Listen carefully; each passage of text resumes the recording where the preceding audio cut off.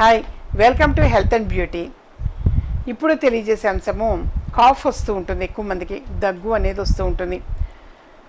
అది ఏదైనా పడకపోయినా కాఫ్ వస్తుంది, కోల్డ్ ఎక్కువ ఉన్నా దగ్గు వస్తుంది, ఏసీలో ఎక్కువసేపు ఉంటే కూడా కొంతమందికి పడదు, దగ్గు వస్తుంది, డస్ట్ వల్ల దగ్గు వస్తుంది, డస్ట్ ఎలర్జీ అని అంటారు, దానివల్ల కాఫ్ వస్తుంటుంది, జనరల్గా పొడి దగ్గులాగా వస్తుంటుంది. ఇలాంటివి తగ్గాలి అని అంటే సహజంగా డాక్టర్ దగ్గరికి వెళ్ళి ట్రీట్మెంట్ అనేది తీసుకుంటుంటారు. కానీ హోమ్ మేడ్ అని అంటారు, మన వంటింటి చిట్కా అనేటువంటిది ఒక అమ్మగా తెలియచేస్తున్నా. 2 తమలపాకులు అనేవి తీసుకుని, ఈ మధ్యకాలంలో గమనిస్తే చాలామంది కూడా ఇళ్లల్లో కూడా తమలపాకు తీగని చక్కగా పెంచుతూనే ఉన్నారు. లేదా 2 తమలపాకులు అనేవి తీసుకొని అందులో 5 మిరియాలు వేయండి.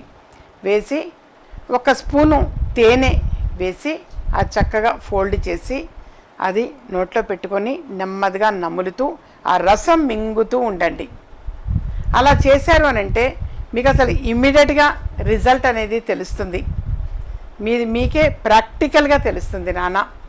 ఆ విధంగా అడపాదడపా చేస్తుండొచ్చు.